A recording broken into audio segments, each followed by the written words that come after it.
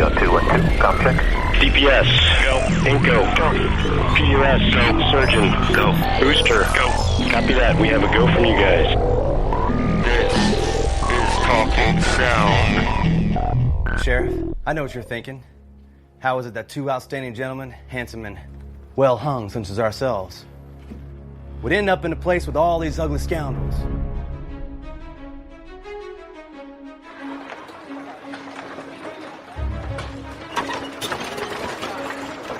I know all of you. Parasites, leeches, scum feeding off scum. Did any of you see me take this money? It's right there in your hand. I think you supersede the law. Look, we can have nicknames. I could be Lawless Luke Young. or what about Lusty Luke Young? Think you can show me where your bedroom is? Cochino. Huh? How about Loudmouth Luke? Well, hello, ladies and gentlemen. I kind of like that, too. Welcome to the Talking Sound Podcast. I am Chris Jordan, your host, coming to you from Austin, Texas. You are listening to the audio from the official trailer for the first season of the series Death and Compromise from producer, writer, director, actor Brian Elder and excuse me, Dr. John Hall as well. It's a serial Western show that is looking to be really fantastic, amazingly well done, and shot right here in Texas. Joining us today, once again, is Brian Elder, the writer, director, and producer of the series. Welcome to the show there, Brian. How are you today? Doing great, Chris. Thank you so much for having me. Oh, you are very, very welcome. Please do pardon the roughness of my voice. As I told you earlier, we have a little bit of a summer cold going on here in the house. So you were supposed to be in studio today. Instead, you were live via phone. Due to that's okay. Like the rough voice is always like really cool, right? Like I love it. Like when I first wake up, my voice is like, "Hey, how's it going?" Hey. Good, you know? Yeah. Yeah. Somebody bring me a voice of God microphone. Right? Yeah. Where's my guns at today? They really just shot all of the Batman footage first thing in the morning. That was all of Christian Bale's shooting. Was like first 30 minutes after he woke up. And he's like, he goes, "I'm Batman." Yeah. And can I get some coffee? Oh, shooting's over for the day. All right, tomorrow we'll Guys, pick up seriously, right here. I'm trying to act. Stop. Yes, exactly. So, right? well, yeah, I've heard he's a pill on set, but he's also one of those that's like, dude, he's like a De Niro. Like, you know, you look at stuff like The Machinist, where it was like, yeah, let me go lose 60 pounds for this film. And then go gain that plus more back to do Batman so I can be svelte and ripped and learn martial arts. Like, I remember he had a doctor on set for both of those to make sure that, like, he lost and regained the weight in a healthy way.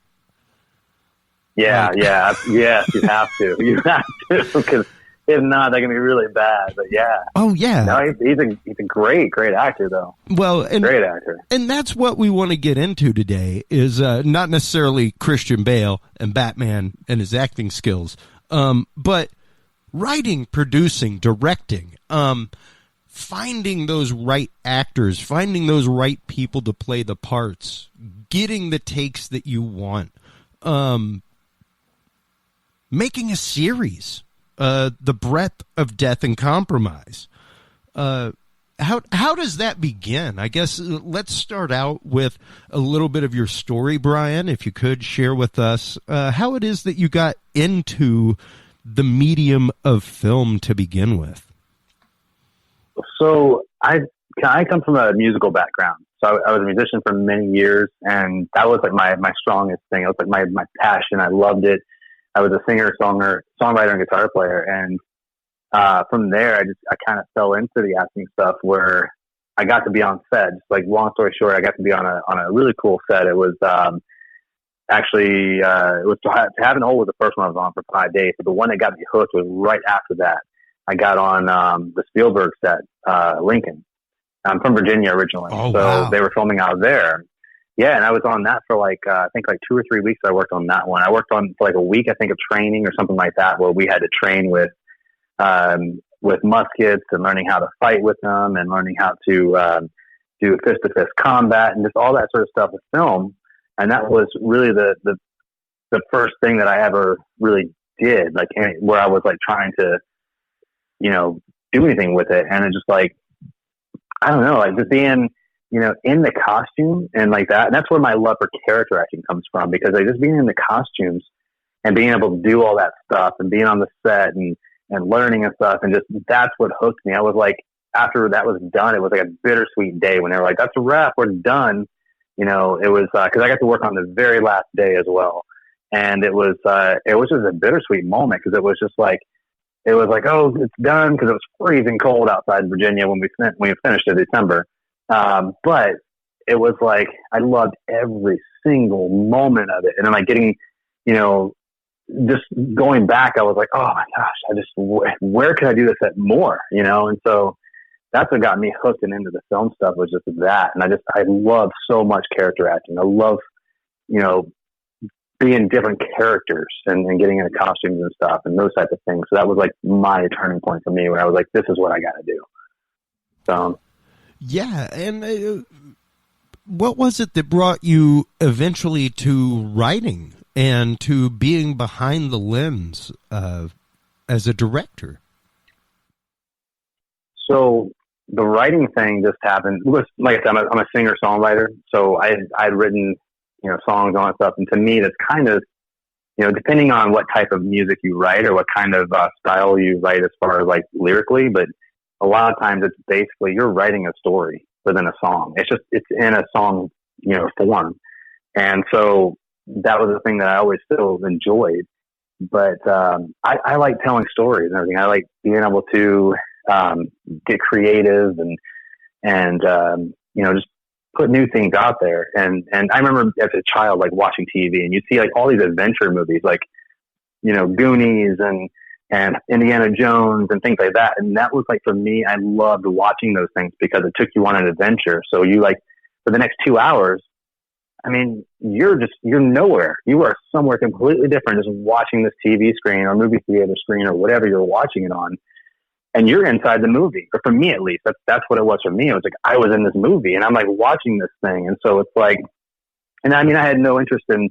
I wasn't even chasing acting at the time. It was just that's how I felt when I watched those things, and so that was something that I wanted to do, was like tell stories and adventures and creative stuff, and so it just, you know, and you can create things your own these days, you know, where there's not that, you know, not always that middleman you have to go through now like it was back in the days. You had to go to the studios and get them to do this and that and stuff. And so it was kind of an outlet for me to be like, okay, cool. I can create my own characters by writing and acting them. And then, you know, I'm also doing the storytelling thing, which I love. And so that's what got me into writing. And then the directing is the same thing. Like, you're the creative process. When you direct, it's your vision you have to get across to that screen. I mean, you have to be creative. You have to know what you want out of it. You have to know what you need from the characters, and you have to be able to do all that stuff. And that was still like the creative process, the creative side of me that was like, okay, this is fun too. I love directing as well, because I like interacting with the actors, whether I'm in a scene with them acting or whether I'm like directing them, and I get to like, you know, put them in the situations like, okay, this is where you're at right now. This is what, you know, I mean, this is what's happening to you, and, you know, all that. So it's the creative side that really got me into both sides. And I love film. I love being on the film set. I absolutely love it. I'm not above to do, where somebody calls me and they're like, you know, hey, do you want a PA on this set? And I'm like, yeah, let's do it. You know, so I'll go PA on the set. I mean, which is production assistant, you know, and I just love being on a set, you know, but that's the most fun for me, is the creative process and the acting part of it. But yeah, it is definitely a giddy thrill. People ask me all the time, because, you know, especially in the live end of the industry, you meet a lot of curmudgeons. Whenever you go into, like, you meet a lot of salty sound engineers whenever you go into clubs, you know. You meet a lot of salty cameramen in studios, that kind of stuff. You know, whatever. You don't know what you're doing. And I'm like, I don't grasp that. I just don't get it. I'm getting paid to play with people's expensive toys. Like, yeah, exactly. how can you possibly be angry about any part of this situation that you're involved in? Yeah, you know what? I don't get it either. I remember when we were doing Lincoln. It was like I said, it was first thing, but we were in knee-deep water and mud in November, freezing cold. I remember hearing people complain about that. Like other actors, they were just like, "Oh, when are we gonna wrap? This is cold." I'm like, dude, when you were like 10 years old, you were playing in the mud, in the water, in the freezing cold in Virginia. You didn't care about it. Yeah. I'm like, you're a child right now, and you're getting paid for this thing, you know, to be able to do this and be an emotion major. You know what I mean? I don't get it either, Chris. Yeah. I don't understand, man. Yeah, exactly. You know, that reminds me of the old SNL skit of the sketch that they did of James Cameron directing Titanic, where it was like, oh yeah, and it was really cold in the water. But when James said add more water, he was right. We needed more water. I haven't seen that. I'm gonna have to look that up now. Now I want to watch that. That's absolutely great. Hilarious. It's so great. You know, just like one of those, like, oh yeah, classy stuff. That's awesome. But that is very much what happens on a film set. It's very, you know, it's kind of like the dirty secrets of what happened. Like, you hear an album all the time, but the dirty secrets of what happened in that studio while that album was being produced, totally different. Oh yeah. You know, the stories of the songwriting on the road, the way that things came together. And that's what I'd like you to share a little bit right now with the audience about Death and Compromise. How is it that you and your creative partner in this venture, John Hall, came to know each other? And where did the idea for Death and Compromise really come about? When did the spark happen, and when did life really get to start filling the sails of this project? So, and it's been a long process. We've been working on this thing, so it's definitely been taking us a little while. But we met. I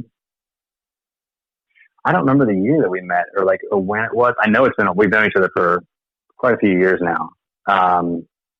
I would say maybe, I'm going to shoot out there maybe 5 years or 5.5 years, 6 years, something like that. We've known each other for. And so we met actually at a SAG Awards, the Acting Guild union. They were having a viewing party here in Austin. And I went. I was with some friends. He went. He was with some friends.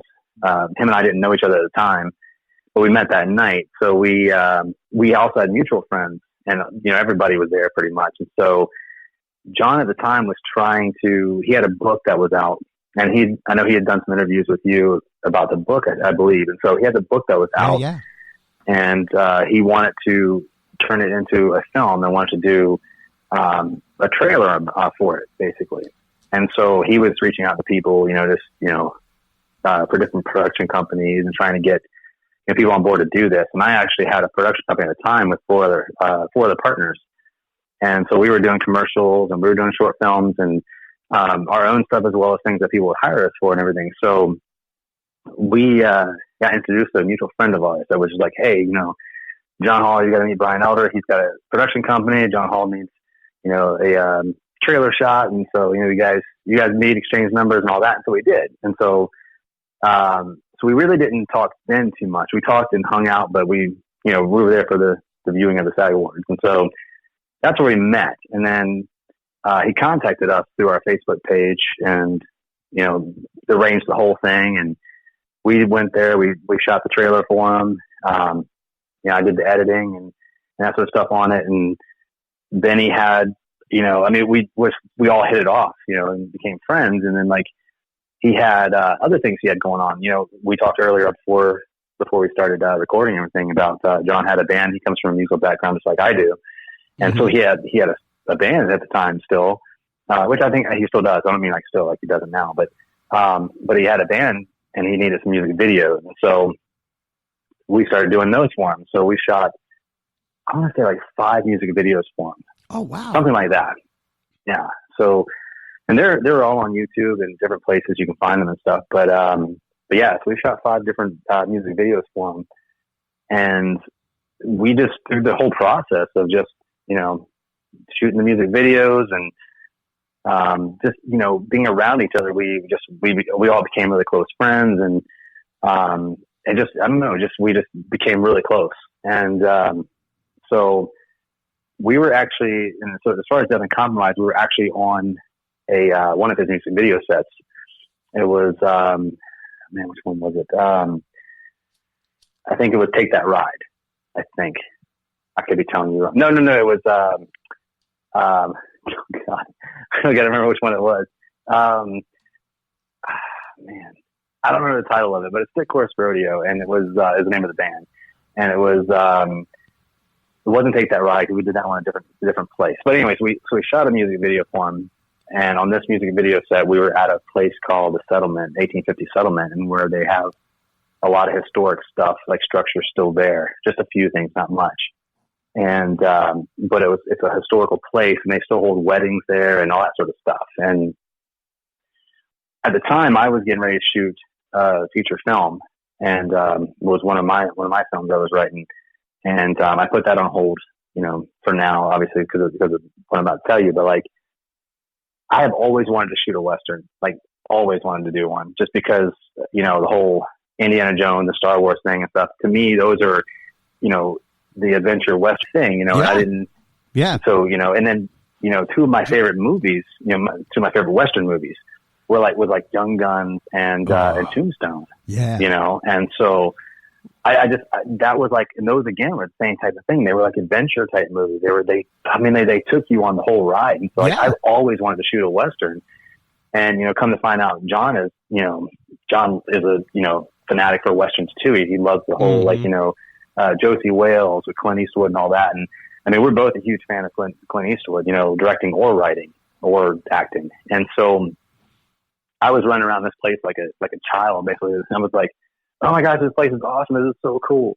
And I was mentioning I always wanted to shoot a Western, and, you know, I really want to shoot a Western. And then the guy was, that owned the place, with a friend of John's, and he was like, well, we got a cellar and everything, so you want to check the cellar out? And so, you know, we were just like, yeah. So he took us down in the cellar. The cellar was awesome, and it just sparked so many ideas, and things were just happening. And I was like, oh my gosh, it's so awesome. I was like, I'm going to write a Western. I'm going to write a Western. I'm going to shoot a Western. And, you know, and John was like, he looked at me, he was like, yeah, he's like, I think we should. He was like, why don't you write a Western? He was like, put us both in there as lead characters, which is, you know, who Luke and Lynn are. And he was like, you know, he's like, you know, I'll fund it and we'll get it off the ground. And I was like, yeah, let's do it. So I went home and I wrote an entire, it started off as a short film that I wanted to make into a feature, but we were going to shoot just the short film part of it. So I went home and wrote the entire, short film.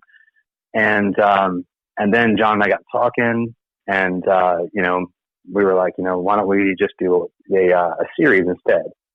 And so I took the short film that was like 15 pages and flipped that into 22, 23 pages, and for like a pilot.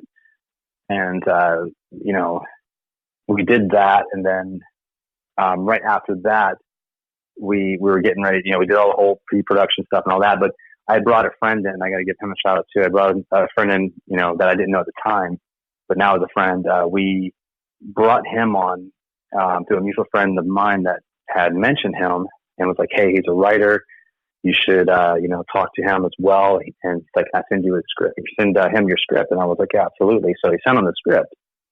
Jeremiah Olsman. He called me. He was like, dude, I love this. And this is only like the second thing I'd ever written script wise in my entire life. So, you know, I was still like learning all the things and stuff. And he was like, dude, he's like, I love the script.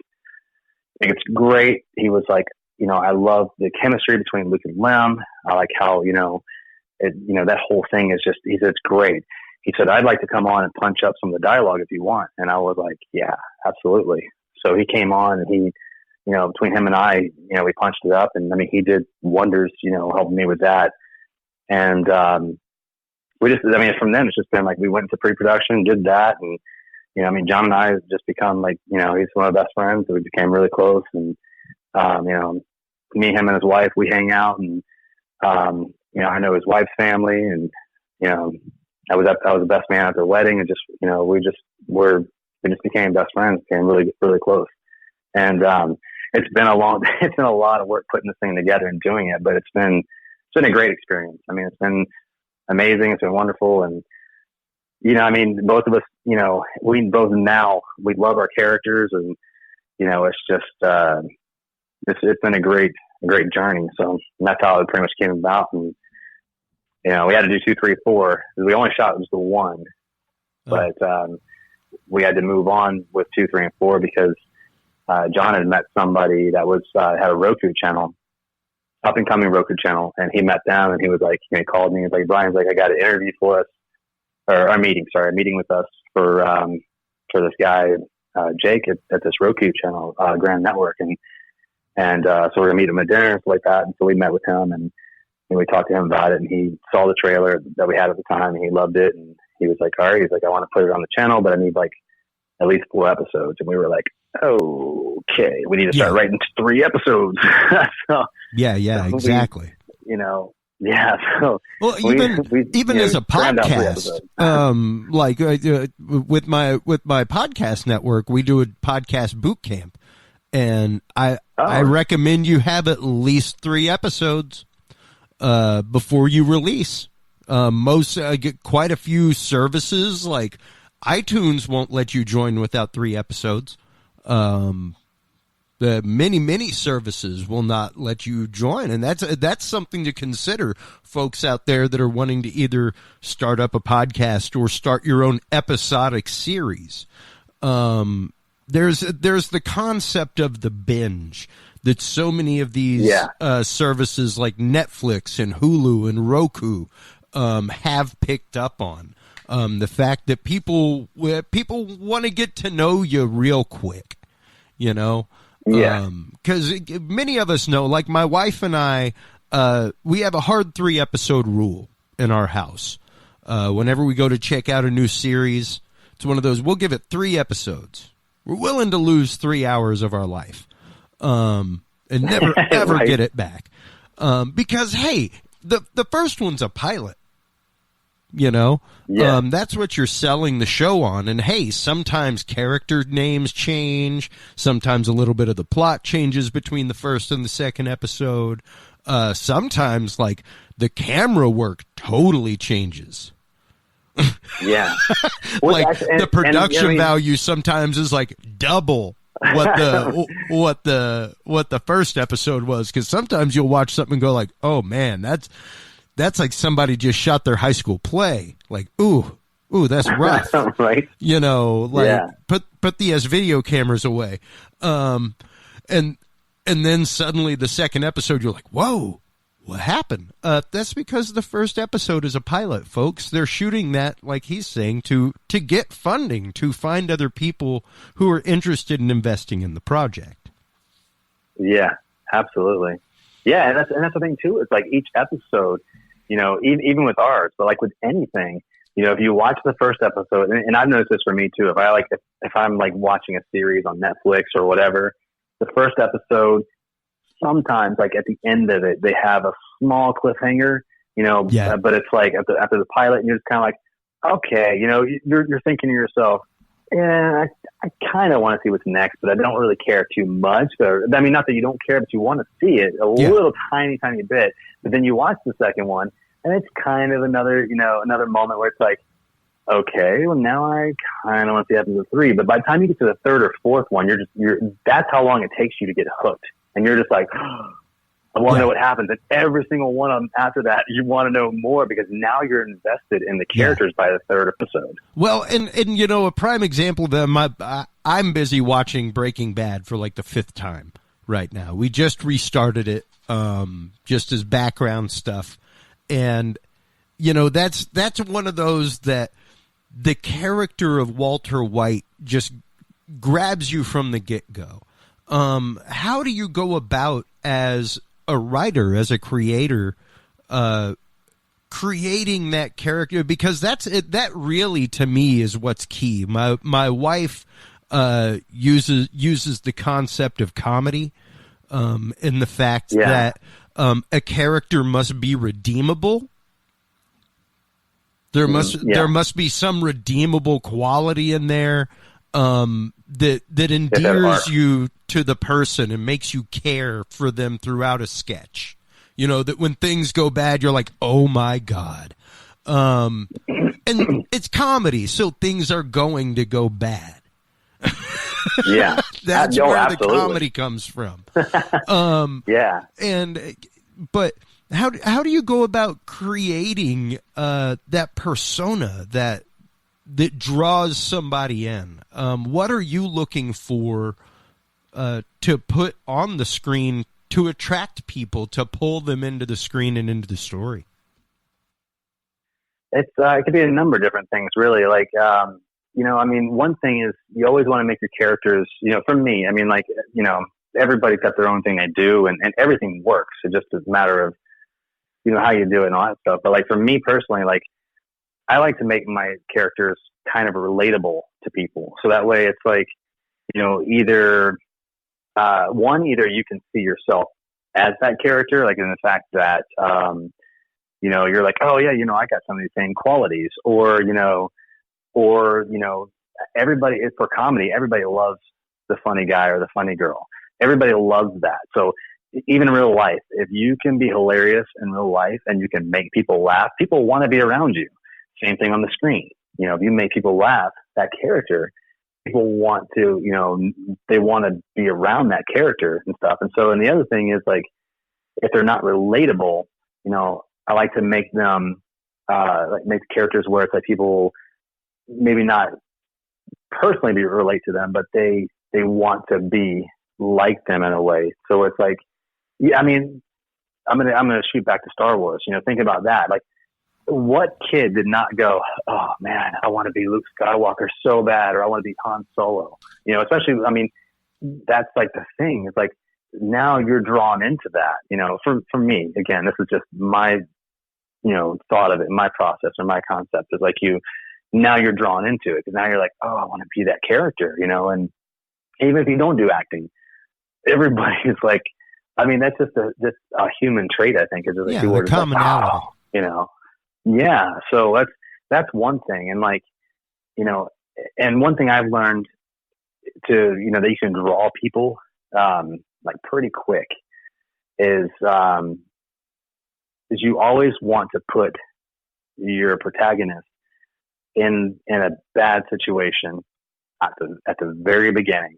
Because if you put your protagonist in a bad situation at the very beginning, and then you know, just, I mean, people want to know what's happening. If you make your character likable and you put him in a bad situation, and then you take him out of that and go, wait, let's just take you back here and tell you what's happening first. That's a good hook.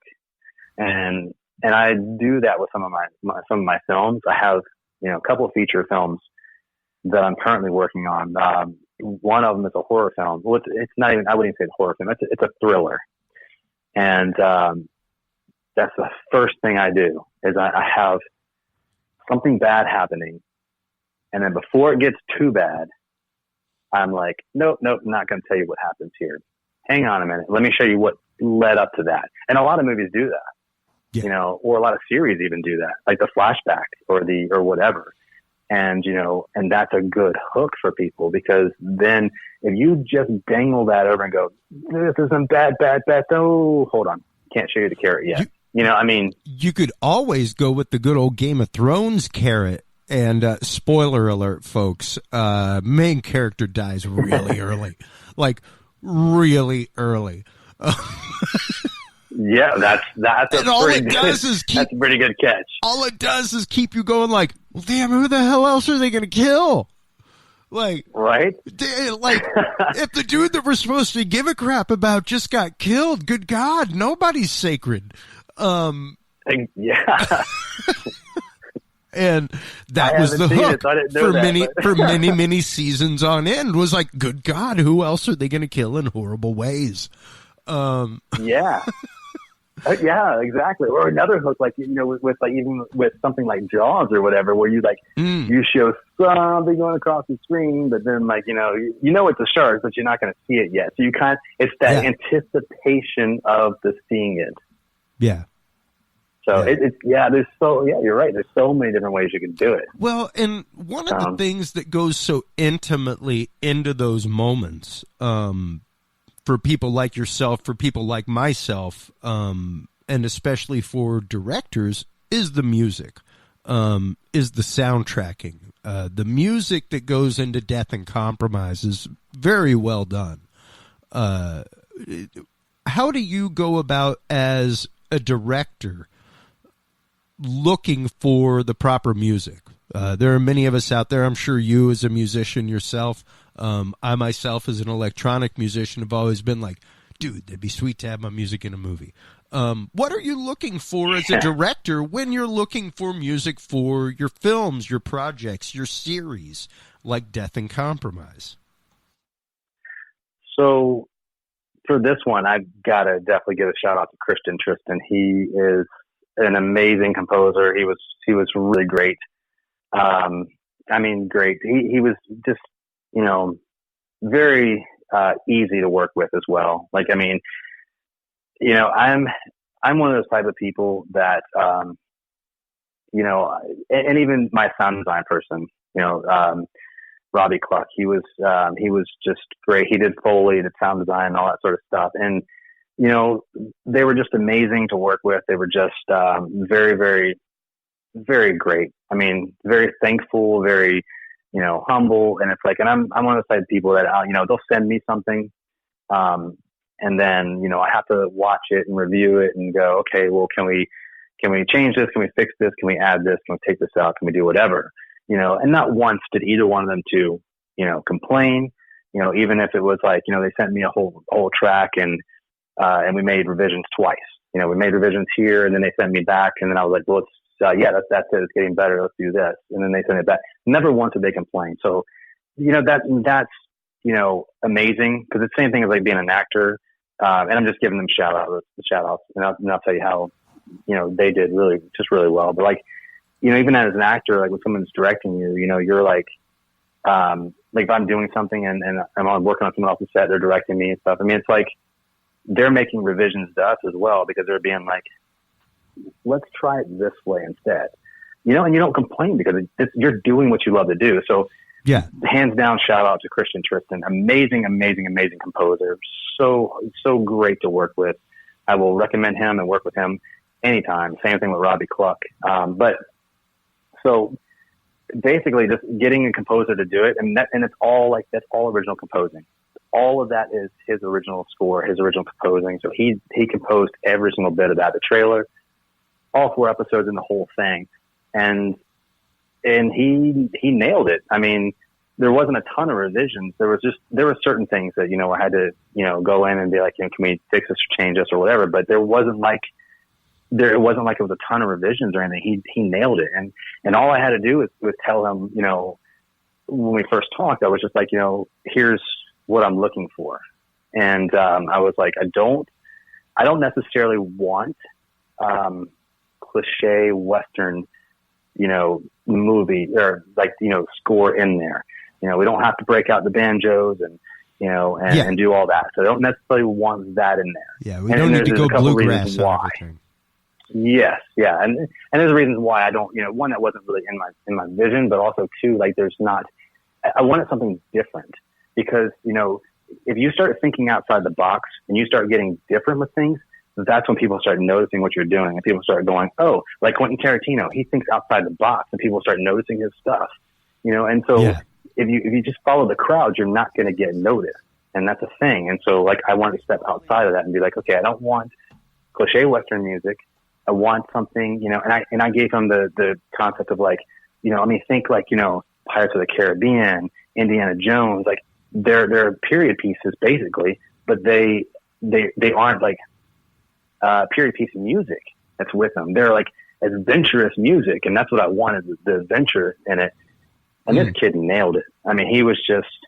He was a great composer, and and I mean, and he knew exactly what I was going. I was just like, this is what, I want. Like, I want an adventure felt thing, and I just, some comedy in there, but it's not spaghetti Western comedy, and he ran with it, and he was amazing. I mean, really, really great. I highly recommend Christian Tristan. Really do. He's great. Yeah, it was, it really did transport you as you watched it. And like you said, it was not your atypical Western music. Whenever you watch the trailer, it's very, very well done, very poignantly placed as well, within the piece itself. But yeah, how long did it take y'all to, number one, produce the Sizzler, the first episode, the pilot episode, and how long did it take you to produce the other three, once you found a channel to start distributing them? So the whole process from basically beginning to end, and there's reasons why it took a little longer, and actually, honestly, it didn't really take us that long because a lot of what I've been on these film festivals and stuff, and John and I have gone out to these things. Like, people are always talking about how long it takes them to do things, and there was one series that they turned into a feature film, and people were like, they're like, yeah, it took us 6 years to make this thing, and and to where they are now, and then I just went to a premiere not that long ago, like last weekend. I got invited to a premiere for a feature film that they did, and it was so well shot. It was really, really great. The acting was good. It was amazing. The whole thing was awesome. And the director was talking about how it took them. They wrote the thing in 2013. They started filming in 2015. They filmed for 25 days, and then consecutive days. They had like 6 days on, 1 day off. And they didn't release it until the very end of last year. And then as far as film festivals, and they got it into viewing this year. Just that, that was one of the first premieres that they did. Or I'm sorry, he said he had done 30 though, so it was on the same circuit of that premiere. And so he was like, he mentioned, he was like, it took us 3 years in post production to get this thing done. So hearing that, and then we've actually, so I don't feel as bad, but we hear that a lot. And so it's like, because at first I was thinking, I was like, well, man, like, 'cause everything else I ever shot was like, I always got it done quick. And it was like, music videos, it was like, bam, we shot it the next day. I was editing and I was done. I was like, here you go, John, here's a music video. Here's that commercial, for whoever we're working for. Here's my trailer for this feature film. And I had things done right away, like really quick and all that. But it was a little bit different because, this is also a period piece, and it's super hard to, it takes a lot more work to do a period piece. And then there was more components, and it was an entire feature film, basically, essentially, with, running time of like an hour and 45 minutes with all 4 episodes. And so it's like, it took us a little more time, but we started in August of 2016, I want to say, I think, because this August will be 3 years. Yeah. Oh, wow. 16. Wow. So this August will be 3 years. We've been, we started with episode 1. But at the same time we shot episode 1 in 5 days. And then we went into post-production. I started editing. At the time I was, I had a full-time job, and I was doing, and John works full-time too. And I was the only editor at the time. And so, I was pretty much doing everything. I was editing and doing, my own sound design and my own, all that stuff. And, and it was a nightmare between like doing all of that by myself, and then doing it between, working and all that sort of stuff. And so, but we had time because that's all we were doing was episode 1. And then, I think it was like probably, John might remember more than me, but I think it was like maybe 3, 4, 5, 6 months later or something like that, after we finished filming, that we got in contact. John had reached out to this Roku channel for Grand Network. So there was like 5, 6 months or something like that. I think it was that, we weren't doing anything really other than, you know, just me trying to get this done during my downtime. And I created 3 different trailers and stuff like that. And so it was just a lot of that. And so 6 months of that, we really didn't have anything going on. And then when John got in touch with them, then it was like, you know, it was like a month or two where we had to go, okay, we got to get back to the drawing board. Now we have 3 episodes, you know, we got to create. Yeah. So, and then that takes time too. We had to write 3 episodes, you know, and that took us, you know, after that 2 or 3 months after talking to them, I mean, it took us, you know, I mean, probably another 2 or 3 months to, you know, to flesh out, you know, 3 scripts, you know, I mean, like probably 2 months or something like that. So that was like an entire year that we had off basically. So, you know, we were working for those 2 years, with still some time off between those as well. But like, so in reality, we put it all together. We've really been working on it for like a year and a half, about a year and a half, probably. Half of that 3 years we've actually been working on it. But that's, yeah, the process was long because of that. And it's, you know, but you know, it was a great learning experience, and it was, you know, it was just so much fun. And now I had people come on where I was like, you know, or I had my friend James, Janda, which is, he lives in Seattle. He's a good friend of mine, great editor. We also had Allie Holland, who lives in Austin, another friend of mine, great editor as well. And, you know, I was able to bring them on and be like, you know, I can't do it on my own.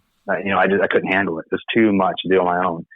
And so, I mean, cause you look at post-production credits and it's like, you know, 300 people working just post-production on a film. Yeah. So No, that's '3/4 of the work. It is not the people on set. Like, yeah, you actually want to like minimize the number of people on set. Yes. Yeah. Well, it's just like, you know, going back to like Lincoln, I mean, we wrapped in December, and then it didn't hit theater until the following December, and they were supposed to show in November. I think it was hit the release. I think is what I was reading or something, but they pushed it to December. That's a year of post-production with a whole production house of like hundreds of people working on this post-production. So yeah, you're right. I mean, it's a lot of work in post-production. That's the bulk of it right there is post-production. Yeah. You know, you have Foley work and sound design and color grading, and, you know, you have editing, and then you have, you know, ADR if you need it. And then you have people doing dialogue replacement, you know, just cleaning up the dialogue alone as, you know, a team. And then you have, you know, someone scoring it. And then you have all the post supervisor managers, you know, it's like, you know, looking over each department before the director even looks at it. And it's a lot of people working on set. So yeah. How many? And that's the part that people don't see.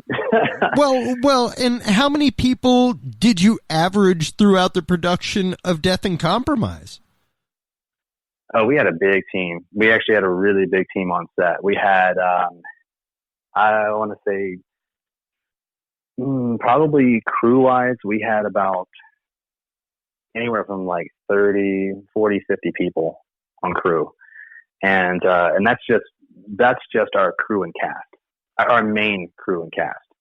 That's not, you know, all the background that we had at certain times, and things like that. So, I mean, with background, there were some days where we actually brought on about 25, 30 people for background. And, you know, or we have, about 25, I guess about 20, 30 people, something like that for certain days. And so, I mean, we probably had a crew and cast, between episode 1, 2, 3, 4, and our pickup shots and everything. We probably had, and post-production, we probably have a little over 100 cast and crew, including background worked on this thing.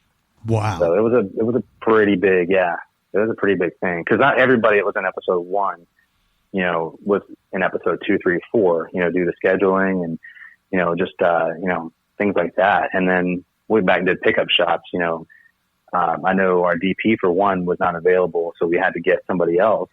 And so, but he was someone that did work on the set. He worked as an AC, so we just moved him up for second unit DP. And so it was like, you know, there was a lot of that going on too, where we had to, you know, bring new people in just to kind of help and stuff whenever someone was scheduled, and they can be like, you know, I can be there those 2 days, I can't be there those 3, or vice versa, or whatever. So we had a pretty big cast and crew, pretty big. So it was fun.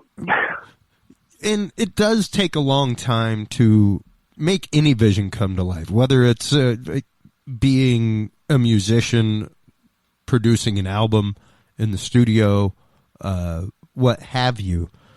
What has it been like for you to have, number one, finished what is now officially correct, the first season of Death and Compromise? Oh man, for me, it's been giving up my life. It's like I just I've put a lot of my social life aside for the last 3 years to get out all of it. But this has been my primary focus. So it's like it is what it is. So I mean, like once it wraps, I mean, everybody else is kind of free to do whatever they want to do, basically, to go out and do things and stuff. But I mean, I have to use my free time to to finish. I've got to get things done. And I mean, I had to fly to Seattle for a week to edit with my friend James, and then when we did the pickup shots, when I came back, we did pickup shots because we did a rough edit to see what all we needed and what we're missing.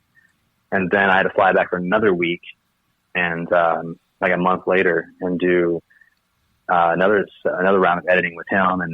And just since then, it's just been like before, when I was doing episode 1 by myself, before we brought other people in, it was I mean, I'd go to work, come home from work, I'd start editing.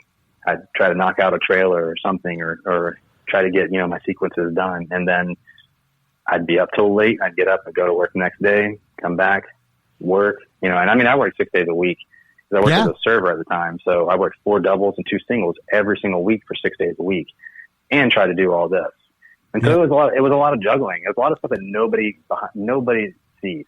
Nobody ever knows how much work I've put into it. It's been a lot of stuff. But I mean, it's also, it's my baby, and I know, I love this thing, and I know John loves this thing, and I'm trying to, it was also something I'm trying to get done, and stuff. So it was like, you got to do, it's like when you own a business, you have to put that legwork in at first before you can start bringing more people and hiring, employees and all that sort of stuff. You have a priority you have to do to get things done. And so, I looked at it like that and just did what I needed to do. But yeah, it was just, my life consisted of working and getting a lot of this done. And, you see the end of it and you're just like, oh, this is great, and it feels good to see it done. I mean, right now today I had to watch, it was yesterday. Yesterday I had to watch the entire second episode again for the zillionth time, just so I can make any changes on sound design. And then today I had to look at some visual effects that came through to check those out. And so I'm constantly still watching these episodes through this whole post, production time. And I know I've seen the show a million times, all 4 episodes. Have you gotten tired of it yet? Yes and no. I mean, okay. From this perspective, yeah. From this perspective of it, a little bit, but no, the show is still I watch the show and it's still oh man, I can't wait to show people this, or the trailer even, I'm just I'm still this trailer I didn't cut. I cut the last 3 trailers we had. I didn't cut this trailer. Allie cut this trailer, and she did just an amazing job. So props to her, because she really knocked that trailer out of the park. She did really, really good on it. Mm-hmm. And so, I watched the trailer, and yeah, I want to show people, because I want, all the hard work that's been put into this thing, all of the work that's just been put into it, and all the time put into it, and all the, I want people to see this thing. And so it's I show people, and, and I'm proud of it, and it's weird, because I hate watching myself. But when you have to be that side of the production, you kind of have to. But, if I go to a premiere of something that I'm in, I literally, I just feel sick to my stomach when and even if somebody's like, oh man, you did so great, I'm just thank God that's over. I don't want to watch that again. Yeah. I don't really like shoot. And I know a lot of actors that are like that. Johnny Depp doesn't watch himself, and Meryl Streep doesn't watch herself. I know a few actors personally that don't watch the films that they've done once they're finished. it's very hard because like it's hard to see it from the viewer perspective when you watch it, because you're like, I'm guessing this is why, but for me, like, I'm constantly critiquing myself. If I watch it, I'm like, oh, I could have said that line different. Oh, I could, even if it was exactly what the director wanted, or everybody's like, oh man, it was so good. I'm just like, no, I could have done that totally different. I mean, it's like you could critique yourself so bad, and I think everybody does that, but it's like, I can't view it the way that, somebody else does. So it's a really difficult fine line when I have to, do this. And John and I have already talked, and we were like, next, we're like, the next season we do, I'm like, John, him and I both were like, we're not going to be, we might stay on as producers, but like, we're not going to be doing as much as we did.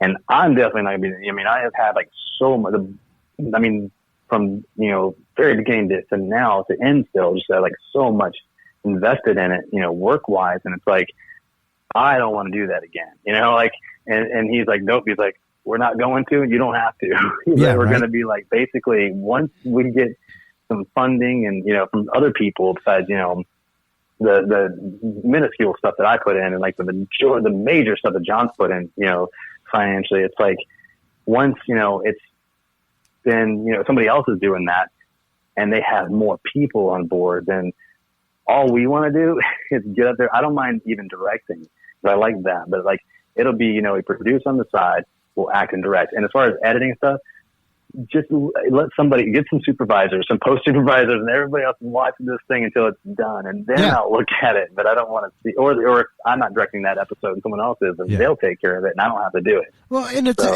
it's hard. Number one, it can be hard to release your baby into other people's hands. Yeah, that's true. Number two, it can be hard not to be sick of your own project when you are that hip deep within the creation of something. Not that it isn't great, and a passion project, but like a prime example was, there became a point where my music with my musical partner became very taxing on my wife.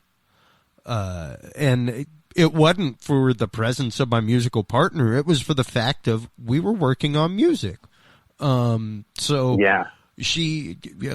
wrote a mass amount of music in a very short amount of time. It was crazy. In 6 months, we probably wrote the equivalent of about 5 albums worth of music. It was nuts. Oh, wow. Yeah, that's really great, though. But working on that and doing that mass amount meant that she heard that all the time. All the time. Oh, yeah. All the time.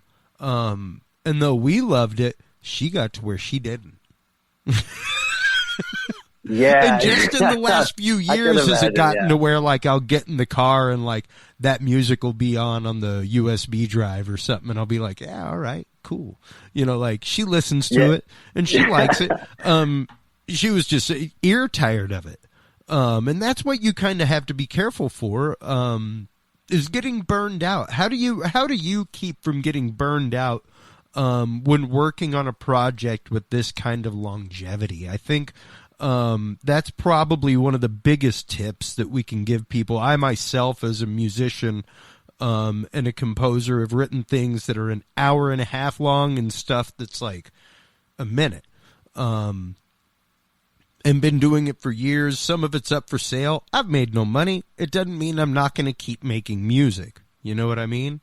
Yeah. I'm in it for the long haul. I'm an artist. If I'm like found 20 years after I'm dead, cool. Enjoy the music. That's how I feel. So I don't get absolutely burned out on my projects, really.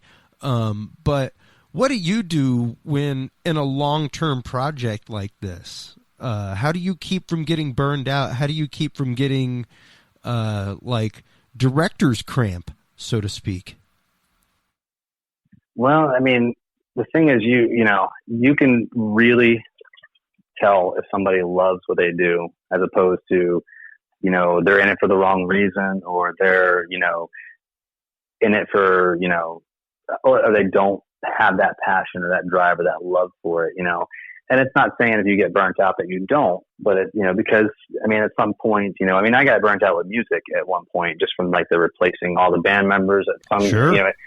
you know, and then you have to get them, when you're doing original music, you have to get them to learn all the stuff again. It's not like everyone's like, oh yeah, I know that cover song you play, you know, but then you have to learn it, and they have to learn to know everything. You have to get tight again before you do shows, and that's the fun part of the shows. So it's like, you know, so it doesn't mean you don't love it, but it's like, because everybody gets burned out. But at the same time, like if, you know, and I was told one time, like if you absolutely love something, you know, you're going to pursue, it's just like a marriage, you know, if you love it, you're going to pursue through those hard times. You're going to push through, you know, and I'm speaking from a non-married guy, but Sure. you know, I know that concept, and I know like my friends that are married, and I've heard it. You know what you're supposed to do when you get married. That's right. That's right. Ladies, are you listening? No.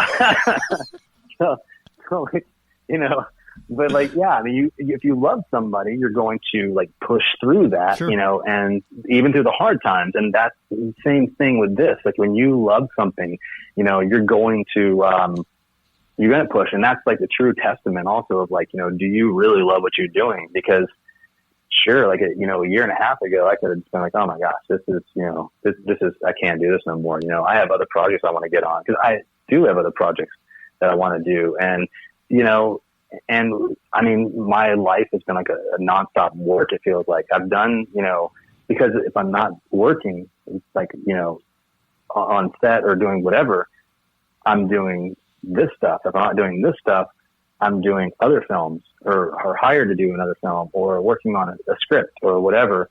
And so it's been a constant work. So I could easily get burned out, but it's like, I don't, because I love this stuff so much. Like I love doing it. But, you know, at the same time, like if you get that moment, you know, where you feel like you're burnt out, or you feel like, you're like, oh my gosh, this is, you know, I gotta whatever. The best thing I think to do, and what I've done before, is step away from it. Step away from it for like just a few days or a week. You know, I mean, you don't step away from it a long time, just a few days, or step away from it for a week. And then when you see it again, you know, it'll be like a newfound love. You know, I mean, you appreciate the work again, as opposed to, you know, how much, you know, you've seen it every day. And so that helps me, because, you know, I'll step away from it. You know, if I have to, like, I'll be like, okay, I just need like 3 days of not messing with that at all. And I'll work on something else to work my creativity, to just give me another outlet, and to, you know, getting excited again. And then when I go back and watch it, it's like, you know, it's like seeing it again for the first time, because I've stepped away for a few days. I'm so used to seeing it every day. Yeah. And so that's one thing. And then like,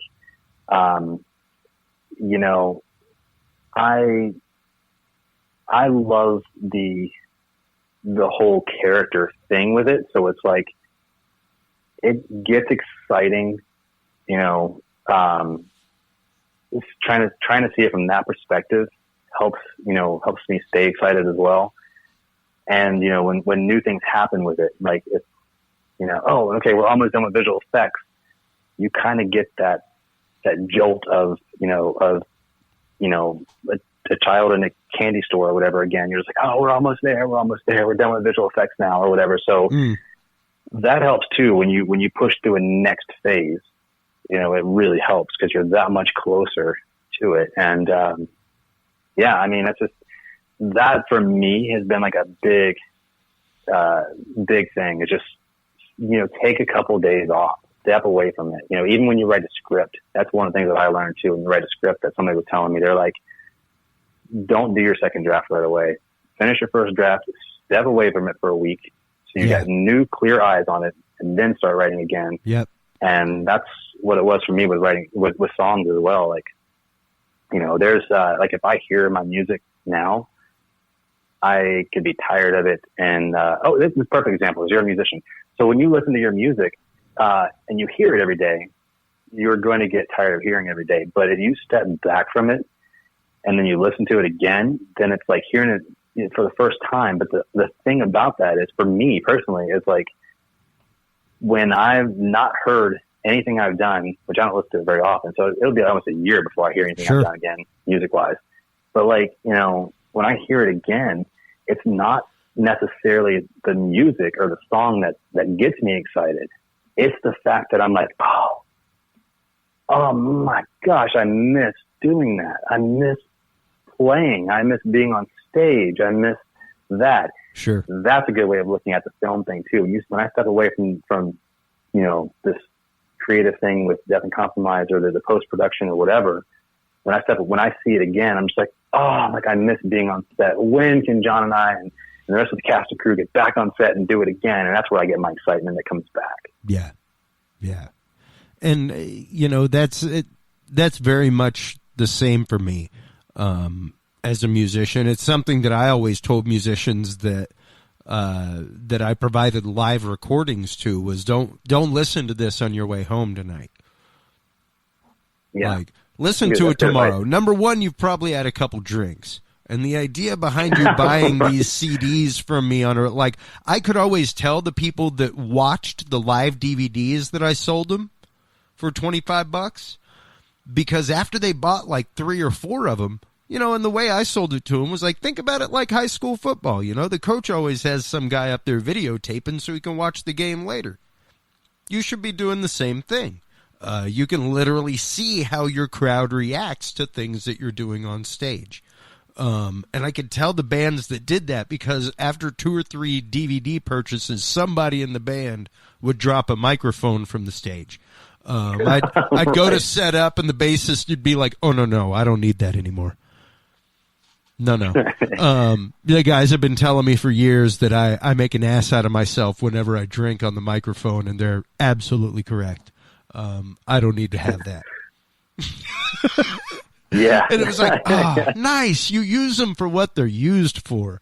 But it was also one of those, like, don't give yourself a rest. Enjoy what you did tonight. Come back and listen to it later, and you'll have totally fresh ears. And that's the same idea, to come back even a few months later, and not necessarily to make tweaks in anything in Death and Compromise, but to make notes for the next season, to make notes for the next shoot, everything else. Like, hey, I noticed that we could probably do this a little bit different. And doing things like that are majorly important for the development, for the growth of a production in general. Yeah, no, absolutely. And everything's a learning process. If you don't take something away with it, then you're not doing enough. You need to do something else. Because, there's things that on any set I've ever been on, Death and Compromise, Lasting Moments, or anything that, I've worked on, where it's like, where I've learned stuff, or I'm like, I would do that differently next time. Or, the minute you stop learning stuff is the minute you're done. You're done. It doesn't matter, like, if you're, Tom Cruise or Angelina Jolie or whoever you are, you're constantly learning and honing your craft and doing stuff. Even if it's learning a new limitation that you personally have. I have said that for years about the live AV industry. That if you're not learning something every day on the job, whether it's a faster way to set up a projection screen, something, a different way to go through the same hotel that you've been in 100 times, like whatever. If you're not looking to learn something every day while you're on the job, you're wasting some of your time. Absolutely. Yeah. Expand your limitations too. And get out of that comfort zone. That's the thing too. Get out of that comfort zone. Yeah. Yeah. Most definitely. Most definitely. With that in mind, as we get ready to wrap up here, what are a couple, give us 2 pieces of advice that you have for, I guess one piece of advice for an upcoming producer, and a piece of advice for an upcoming director, because they're 2 very different hats to wear that work very close together. Yes.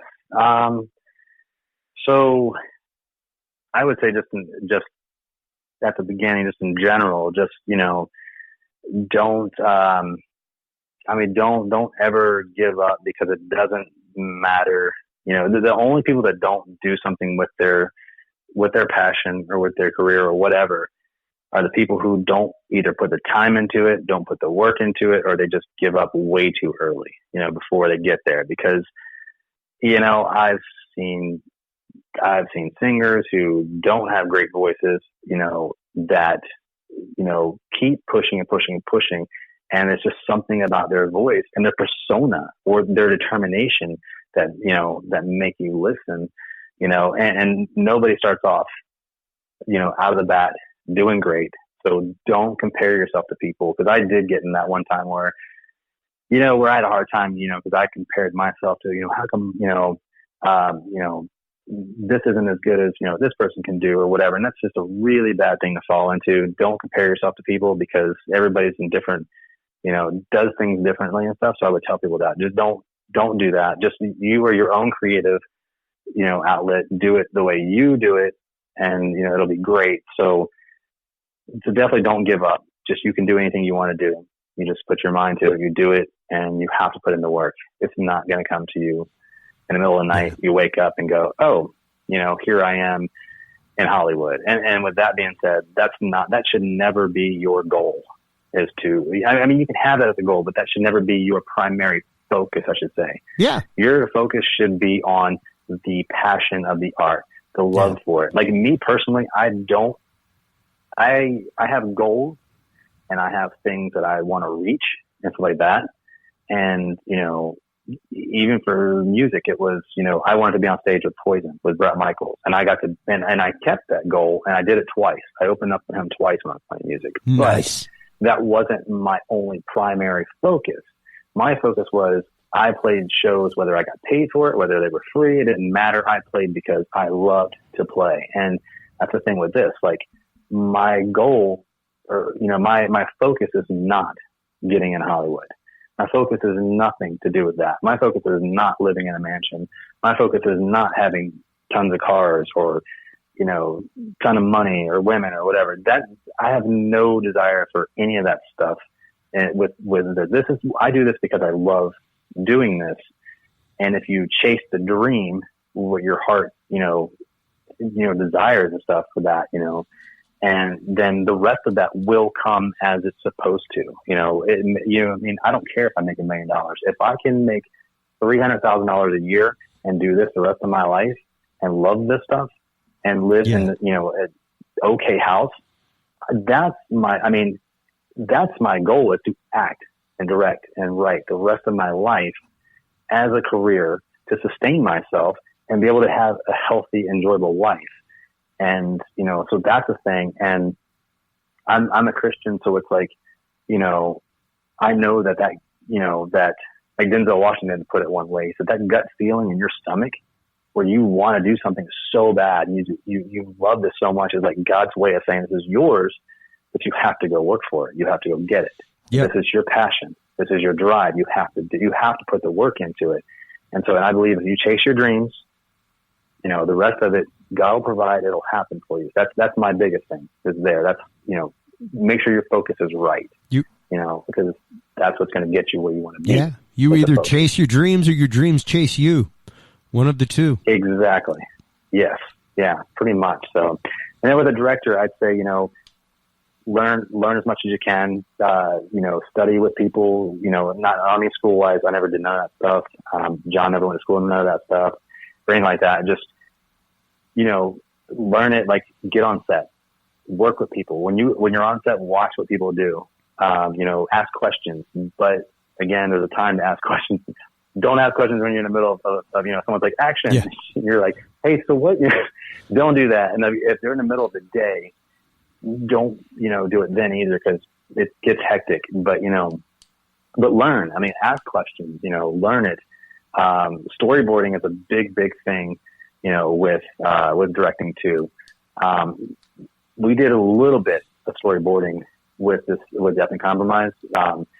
The DP and myself, because he also was an artist. So, you know, when I'd go to his house and he would sketch some stuff out that I told him I was looking for and things like that. And we would make, you know, we didn't storyboard the whole thing. So, you know, I do recommend storyboarding. It's very important. You you know, don't, and here's a director thing, that you don't, your character, your actor out of character if you don't have to. Yeah. Like, leave him in character, because it's much easier to leave him in character and talk to him as a character to get what you want from that person than to be like, you know, okay, Bill, here's, you know, what I need you to do. You remember when you're, you know, just try to keep them in character when you're doing that scene. And if you're on a short budget, do your angles at the same time.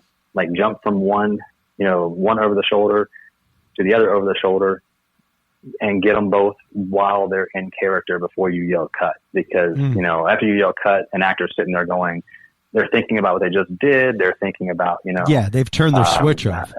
Yeah, exactly. So then you have to give them a moment, you know, to get back in there and stuff. And so really, the more you can keep your actors in character, the better it's going to be for them personally, and the better it's going to be for you for what you want to get. So that's something that I've also learned as well, and, you know, and worked with and try to do, is just keep them, you know, in character as much as possible. So storyboarding, keep your actors in character, you know, just, and treat everybody good. There's no reason to be, you know, one of those directors that's like, you know, oh, you're not, you know, just, you know, you're having fun. This is your set, you know, this is your day. This is your, you know, your whole crew is together, your friends, you know, or you should be friends at least. And, you know, this is what you love to do. Don't make it miserable, because then you're not going to want to do it. So make it fun, you know, let everybody have a good time, but work diligently and get your work done too. And so that's the biggest thing I say for directing. And then producing, you know, make sure you get your all the ends tightened up. The producer essentially is going to be, and there's different producers, you know, that do different things, but, you know, a producer has to oversee a lot of different aspects. You have a lot of work, you know, but, you know, you have to make sure everything's, you know, tied together, and just, so just be, you know, mindful of what you got to do. You do a lot of the hiring of the head departments, and then the head departments are going to be, you know, hiring under them for the most part. But, you know, you also have to overlook all the, you know, the budgeting and all of the, you know, marketing stuff. And, you know, so just do your homework, get, you know, what you know, again, ask questions, learn, you know, get on set with other producers. I mean, just even if you can get on as their assistant to help them or whatever, to learn the different things. I mean, you can Google anything, be like, what does a producer do? You know, how can I get better at producing? You know, what are my primary jobs? You know, anything, you know, to learn. I mean, the first time I went on the set as a PA, you know, and I didn't know, I'd been a PA on like smaller things, like independent stuff. But the first time I went onto a major motion picture as a PA that had like A-list celebrities and all kinds of stuff on it, I didn't know. I was like, I mean, I wanted to know what I needed to do, because I knew from a smaller level what I needed to do as a PA. So I had to get on. I Googled it. Yeah. Like the week before I was getting on set, I Googled this stuff to learn, because that's the biggest thing that we have in our corners. We can learn, and Google is so big on teaching you things. You know, video. It's like on YouTube where people are like, "This is the life of a PA," you know, and just by Googling that, you know, like, you know, I thought I knew, you know, a lot of what a PA did, but I knew I didn't know exactly what a PA did. And I didn't want to get on some major motion picture and look like a fool and go, you know, I want to at least know the bare minimum to know what I need to do to make sure that I didn't overlook anything, you know. Yeah, like you can't completely fake it till you make it. Yeah, exactly. You can learn the minimum and get on there, and you can fake the rest of it, and you learn stuff that day. But like, you know, I didn't at the time know what echoing was. And so, like, you know, and I mean, it's been a little while now, but like, I know all this stuff now, but it's like, you know, I didn't at the time when I did my first PA job on a big set. And so like, I didn't know what echoing was. And so, you know, it was telling us all the, you know, on the Google thing I looked up, it was telling me all the different, you know, phrases. And that's the thing too. working on a film set, there's a lot of terms you need to learn. I bet like a ton of people don't know what a stinger is. A stinger is just an extension cord is all it is. But people might be like, can you look me that stinger over there?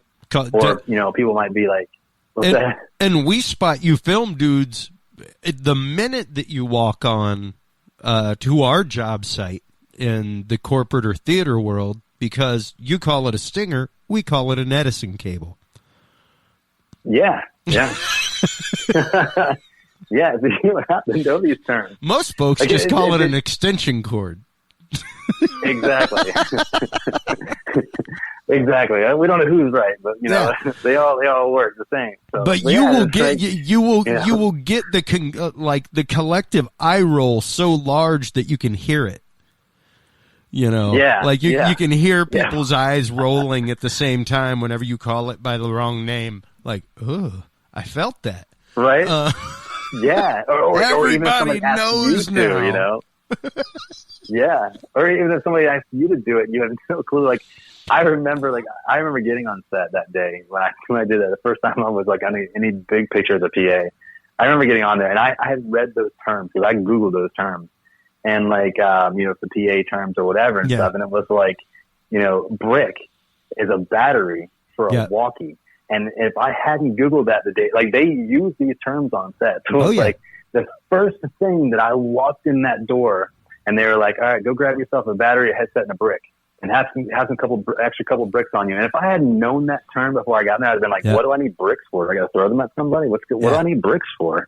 You know, I would have known it was a battery. So I highly recommend learning the jargon and just learn as much as you can. Like I still learn to this day. Like I always learn something new. I try to. I want to learn as much as I can. You know, I want to know how to do everything. So and you make yourself more accessible. The more you know how to do on a film set, the more you're going to be a commodity. Because then people can be like, well, I don't have a PA role available, but can you AC? Yeah. Sure, I've done AC before. Well, now you have a job that you wouldn't have had if you didn't know how to do multiple things. Yep. So precisely. Always be willing to grow outside of your skill set, folks. Yes, absolutely. And thank you so much for taking the time to come on, talk about the creation of Death and Compromise, talk about what it is to be a writer, director, producer, to wear all these different hats within the industry. Let everybody out there know where they can go to find out more information, where they can go to support the effort for Death and Compromise Season 2. It's shameless plug time. Go for it, Brian. All right. So absolutely. You can get on IMDb. It's imdb.com, and you can look up Death and Compromise. We are on that, as well as you can go to Facebook. And the easy way to do Facebook is just facebook.com/Death and Compromise. And that's all spelled out, not the and symbol, but the Death and Compromise on Facebook. And we're on there. You can tweet us with hashtags all you want with Death and Compromise. You can get on, there's a YouTube page. It's Edler Films, or if you put in Brian Edler Music after youtube.com/, it'll take you there, or you can just look on YouTube for Edler Films. That'll take you to a YouTube page that has some trailers up there. You can go to, let's see, where else can you go? I mean, and you can look any of us up too if you want to reach out for anything. You ask some questions. None of us mind helping out. It's Brian Edler with an I, John Hall. You know, and I also want to shout out to Josh Hatfield. He came on as a writer as well. So Josh Hatfield, Jeremiah Oldsman, you know, some of the actress Andrea Flowers and Michael J. Rodriguez. He played the sheriff. Chad Thaxton, Jennifer Kendall. There's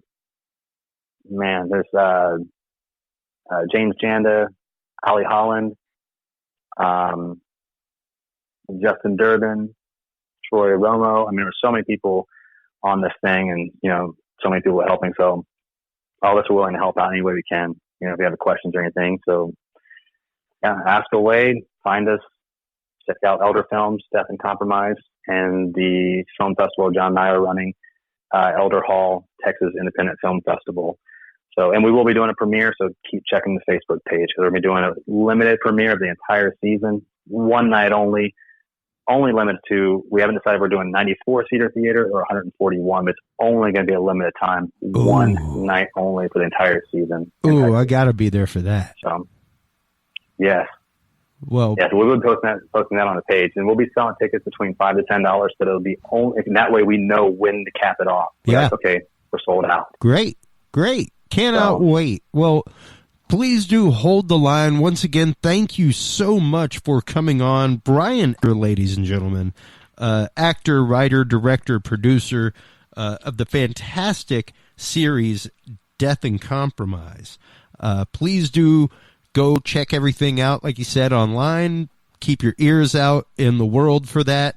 Keep your ears out for the announcement. Once we hear about it, we'll let you know on the Facebook group for Talking Sound. Of course, while you're online checking out the great work of Brian Elder and the series Death and Compromise, please do stop on by TalkingSoundShow.com. That is where you can find all of the episodes. That's where you can find the industry news section. It's where you can find the freelance database. If you're a freelancer like me looking to find work around the country, go check it out. Whole listing of companies there that hire freelance AV technicians. While you're online, please do make sure to stop on by and check out our parent network, the HC Universal Network. That is hcuniversalnetwork.com. Until next time, everybody, take care of yourselves, take care of each other, and take care of your hearing. Keep reaching for 11. We'll talk to you soon. Bye-bye.